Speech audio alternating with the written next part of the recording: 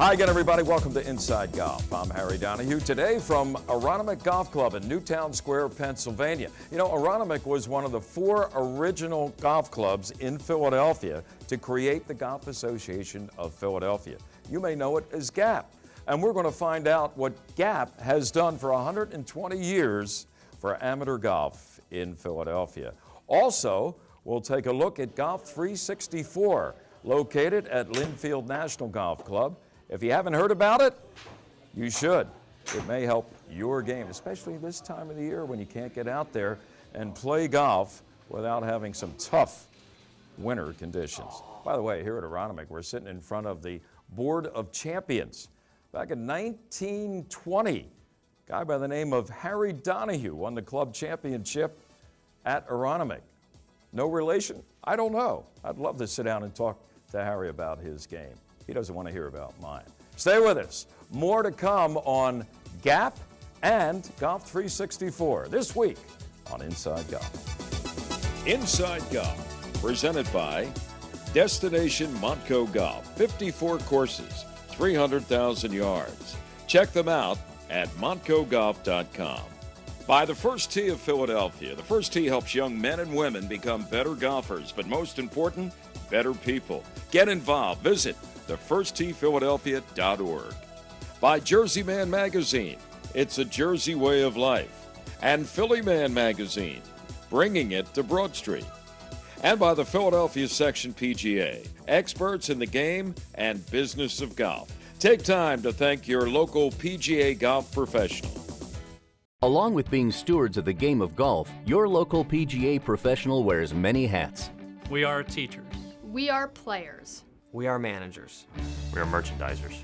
And community leaders. But we all wear one badge.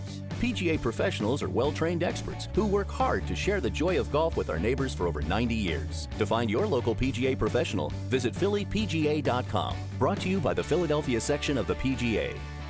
We are the experts in the game and business of golf.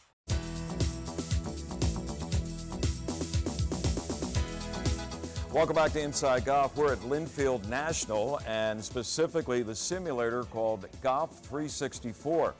And here's the host pro at Linfield National, Robert Kleckner. Robert, thanks for having us out here. Thank you for being here. Tell us a little bit, what's the history of 364, Golf364? Well, approximately 4 years ago, Steve Knapp came to me and said, hey, I have a great idea for your wintertime business. And we took a look at it and we went down to the PGA show in Orlando and he came up with this product and he's like, I would like to be open pretty much all year round, so we are going to be open every day except for Christmas. So that's where the 364 is implemented in the name. You have 5 bays here, yes. And this building that we're standing in, where is the home of Golf364, originally was? Cart barn. A cart barn. Right. This was a cart barn. Right. Now it's and now it's a thriving industry, especially in the wintertime, because let's face it, in the Mid-Atlantic region, and we're right in the middle of it, golf in the Northeast is sometimes a little sparse. Yeah. So we call it like industrial chic kind of a look, and it is great wintertime recreation. We say 90% recreation, 10% practicing and things like that, but you can bring your golf game from outside, inside, all winter long. And play, by way of the simulator, some of the great golf courses in the country. Yeah, we have Oakmont, we have Congressional, we have right in our backyard, we have Lookaway and Marion, and you can also play Linfield if you want to play our course in here. There you go. So if Marion and Lookaway are on your bucket list, you can come. You can get prepared right here. Yes. That's a great idea. Now, talk about your clientele. Are they mostly from this area around Linfield? Let's face it, Linfield's only, what, 15 miles from that big corridor of 202 and the Turnpike and the Schuylkill Expressway. Are they generally people that live in this area, or do you get them beyond? We get all types of travelers. Since this is such a unique product that we have, we are open, even though we're a public facility, this attracts all golfers, public, private, resort. So we're attracting from 30, 40 miles away to come and enjoy, especially on Saturdays and Sundays in the wintertime when you get a little cabin fever and you're looking for something to do. they'll travel here to play. It's great recreation. And I guess it's best to call ahead and to reserve one of these bays because you play there in one of the bays on an hourly basis, right? Correct. It's like renting a tennis court or racquetball court. And yes, highly recommend making reservations for how many hours you'd like to play. And it's pretty competitive price-wise, right? Yes, yeah, very competitive, very economical. It'll fit your budget, and it's nicely priced. And the other thing you have an advantage, just like at a golf club or something, after a round of golf outdoors, you come in, you have a 19th hole, little grill room where people come in and tell a lot of lies about their game. Well, right? well, the beauty about this is, A, you don't lose any golf balls. That's correct. B, you get service, immediate service. So if you want your favorite beverage or something to eat, you can have it right there. And you can wear shorts in the wintertime. It's temperature controlled, and it's a great fun experience. All the comforts of great golf indoors here at Golf 364. Robert, it's been a pleasure. Hey, thank you for being here. Oh, my pleasure. You know, the last time I did an Inside Golf interview in front of a simulator was in Orlando, Florida with David Ledbetter. I've upgraded. This is Donnie DeAngelo. Donnie, long-time PGA professional in Philadelphia. You know, I wanted to ask the question, and no better than you to answer it, in terms of how true to the golf course is the simulation? It is tremendously realistic. You can set this to be whatever temperature you want, whatever wind conditions, whatever you basically want. And it has great graphics so you can see the spin of the ball, the speed of your swing, everything you need to get better and to work on maybe changing equipment, see what clubs work for you. Now, two things when you're here, of course you have a perfect lie maybe off a mat, but you can adjust the simulator for rough and things like that, right? Correct. You can adjust the simulator for wind, rough, temperature, sky conditions, rain, anything like that, so you can play in basically any condition. All right, and you don't have to worry about sunburn. That's Listen, we got you here on the tee. Behind us is the 10th hole at Lookaway. How about if you tee one up? I don't want to put any pressure on you, Don. Here we go. A little dog leg. What are you going to try to do, Don? Take Just it. going to try to hit it straight, kind of at the Okay. aiming pole, maybe with a little draw. Just look at that, huh? Look at that. Who needs Ledbetter? We got Donnie DeAngelo here at Golf 364. Thank you Always very a much. pleasure. Okay, thank you. Robert mentioned the man who had this idea and saw it to fruition here at Linfield. Let's meet the creator of Golf 364, Stephen Knapp. This is your baby, right, Stephen? This is my baby. I approached Robert 5 years ago about doing this. It was an ideal location. It was a good marriage. You know, he had the space. It was not making any money. And we have the bar right down the road here. And it was, we sell entertainment. Absolutely. Now, your background, you're in construction, right? I was, okay. yeah. So you took this project, like you said, it was a cart barn, Right. and developed what we see now today as 5 bays of simulators. Did you go around the area, around the country to see how they were done and what they offered? Tell us about that. Yeah, I did. I visited a lot of places. We visited many, saw what we liked, what we didn't like. The bays have to be big or else you're not going to swing like you're outside.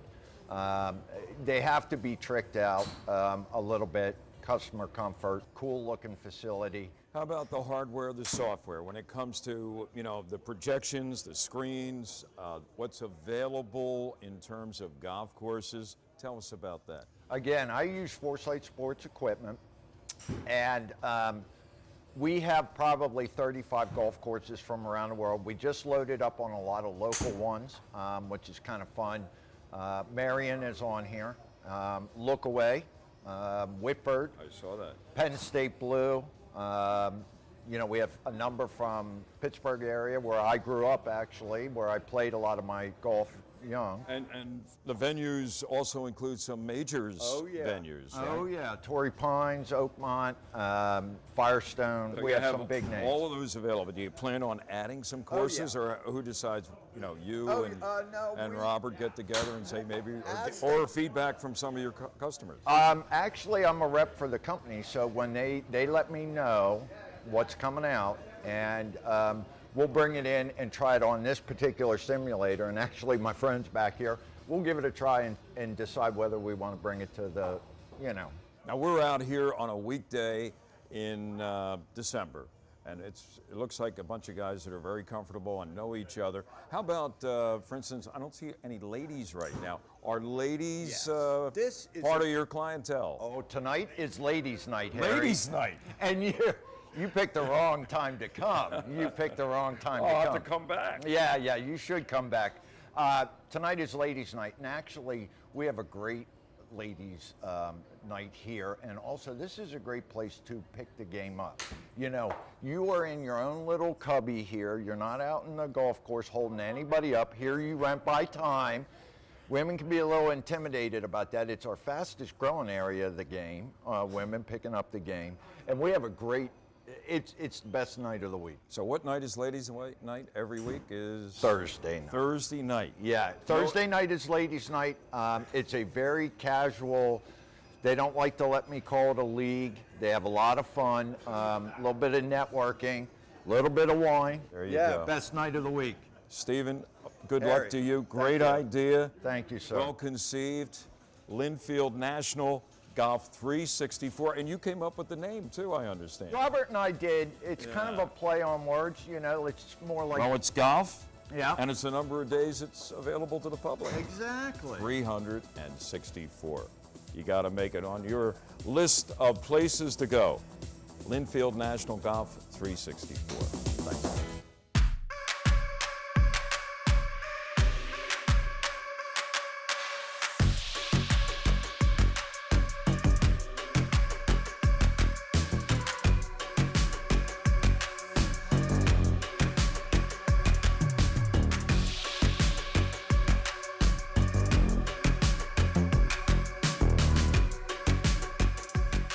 Sublime with Rome live in concert New Year's Eve. Tickets on sale now.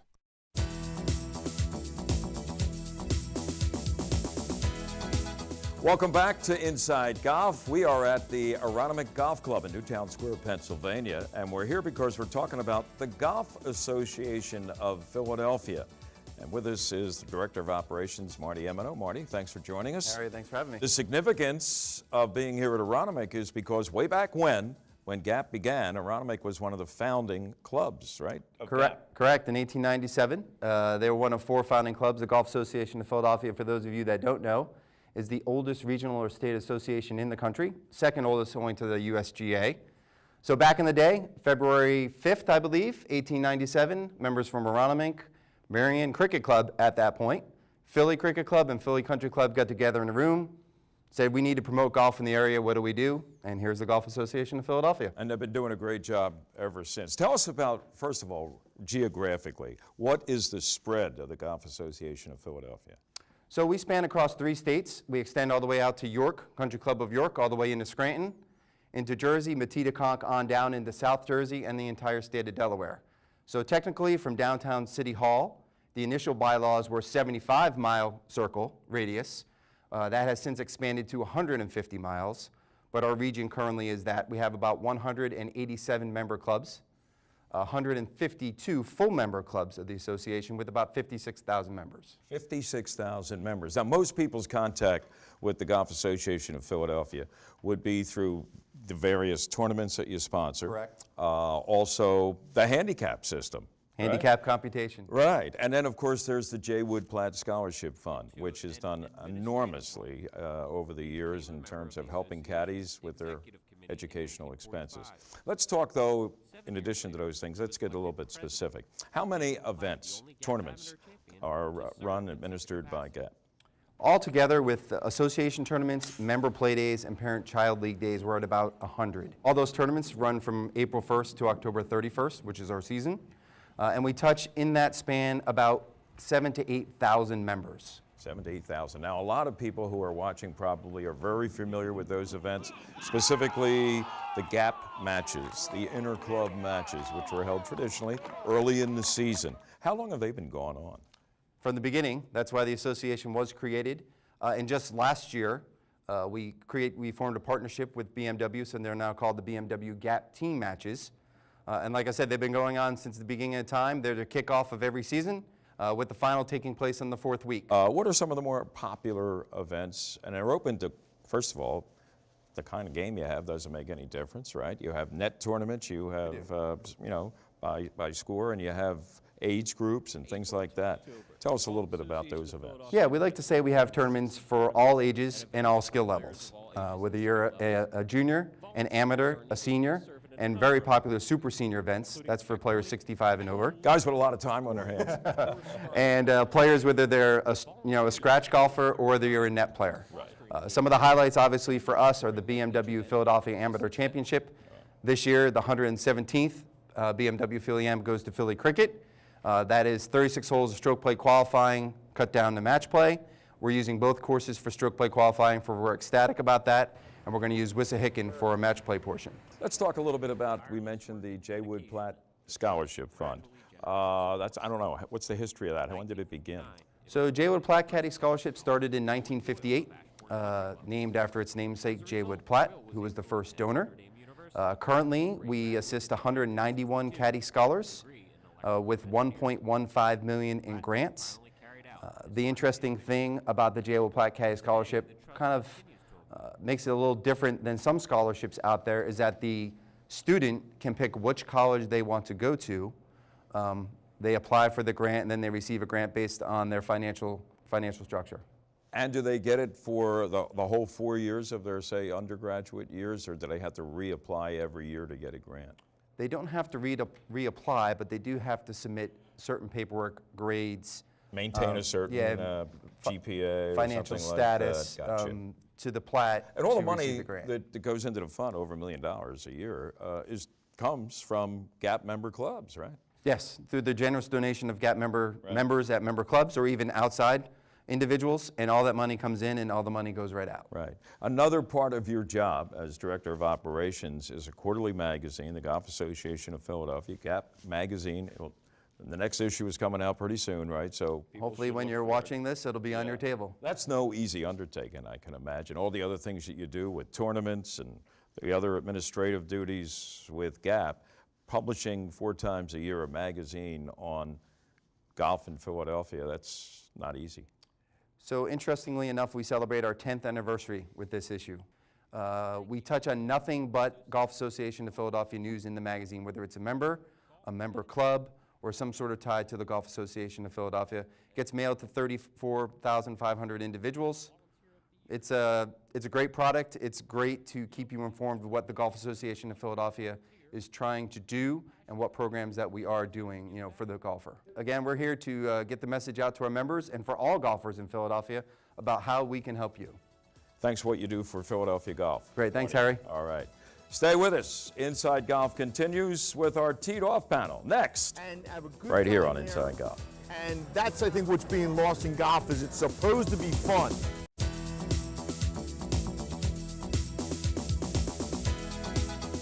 Welcome back. It's time for our teed off segment here on Inside Golf. Today we're back at the Valley Forge Casino Resort in King of Prussia, which is also the home of the great Revolution Chop House. And our panel today, speaking of greatness, Mr. Bob Shepard, noted Philadelphia PGA professional, author. His latest book is a work of short stories. Yep. The Dormy House. Dormy House. Yep. Always a pleasure, Shep. Mysteries. Ken Dunnick, he's a publisher of his own magazine, actually 2 of them, Philly Man Magazine and Jersey Man Magazine. Correct. Thank you. And noted golf sports writer, college athlete, or college athletics. Midget. He does it all. Mike Kern, good golfer too. All right. Listen, the guys, I recently saw an interview with golf course architect Reese Jones.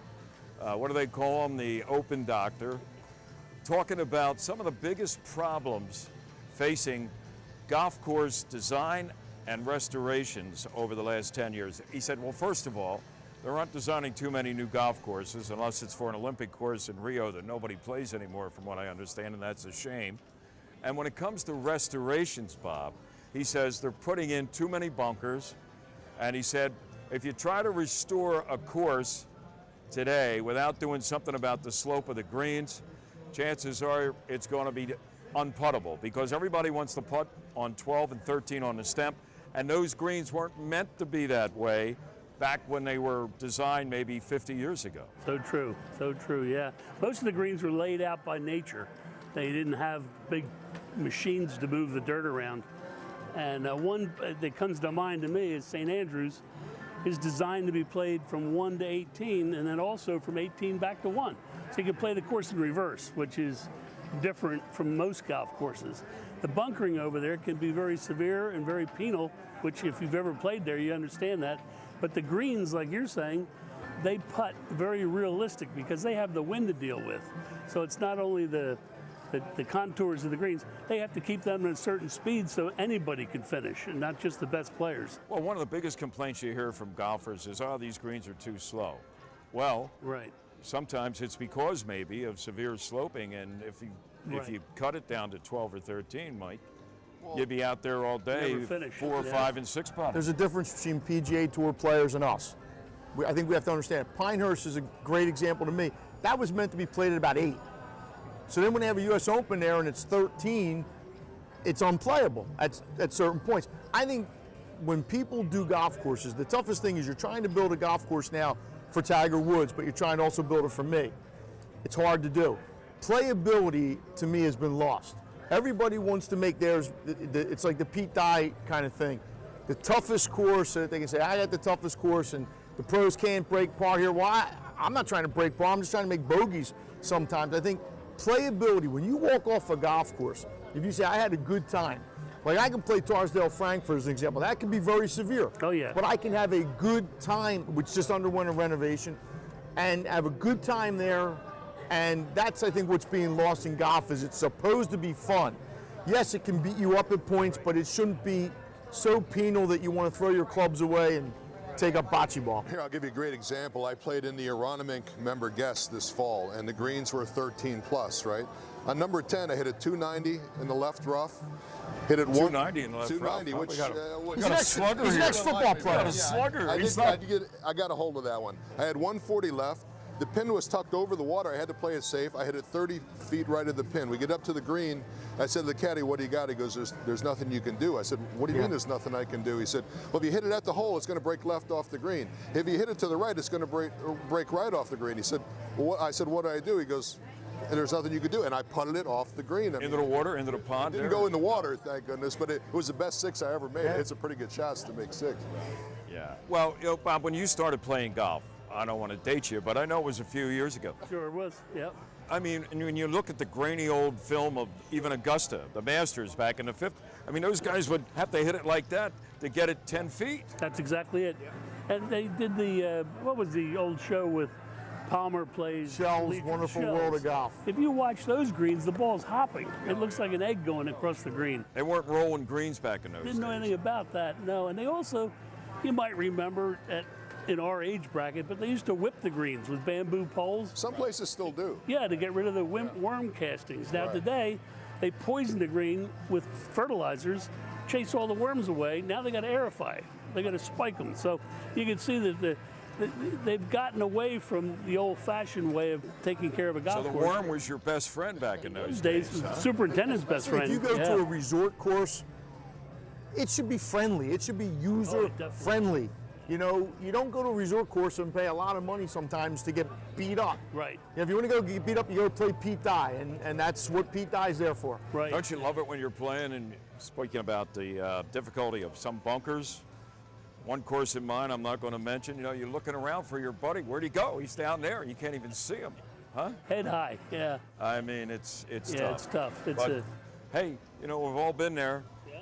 Maybe these clubs will, you know, superintendents, it's a battle for them to deal a lot of times in private clubs with members who all want to putt on 13s, and then 2 months later, they got no grass growing. When you play with me, no 4 putts allowed. That's no 4 putts. That's a rule in my group. Contrary to my mantra of don't pick up, we'll pick up after 4 putts. Yeah, it sounds like a lawnmower, 4 putts. Putt, putt, putt, putt.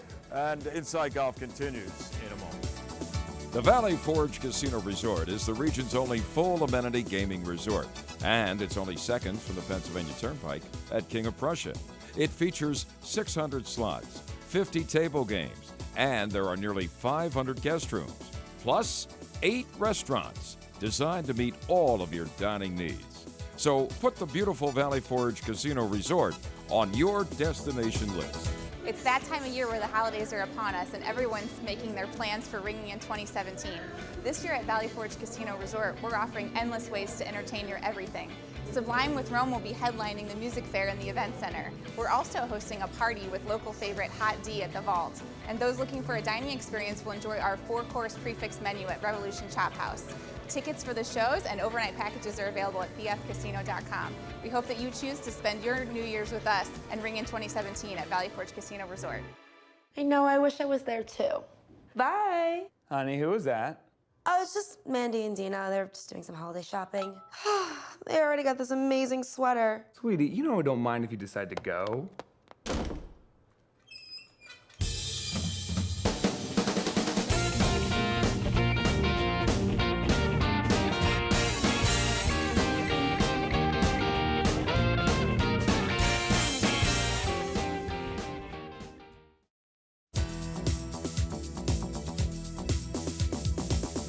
That's it for this week's edition of Inside Golf. I want to thank Marty Emino, everything you do with the Golf Association of Philadelphia. Thanks, Harry. We've been here for 120 years, serving amateur golfers in the Philadelphia region. Hopefully we'll continue for another 120. If not you and I, somebody else. Hey, next week we will begin 2 shows with one of my favorite guys, speaking of amateur golf, Howdy Giles, Arnold Palmer's good friend of Inside Golf. There are 2 shows. If you haven't seen them already, you will not want to miss them. And there was a lady sitting next to Arnold Palmer, and she said, the same thing as Arnie.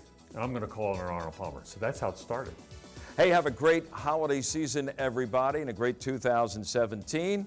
I'm Harry Donahue, and remember, no matter how bad it's going for you out there, don't pick up, and we'll see you next time right here on Inside Golf. Inside Golf, presented by Destination Montco Golf, 54 courses, 300,000 yards. Check them out at montcogolf.com. By the First Tee of Philadelphia. The First Tee helps young men and women become better golfers, but most important, better people. Get involved. Visit thefirsttphiladelphia.org. By Jersey Man Magazine. It's a Jersey way of life. And Philly Man Magazine, bringing it to Broad Street.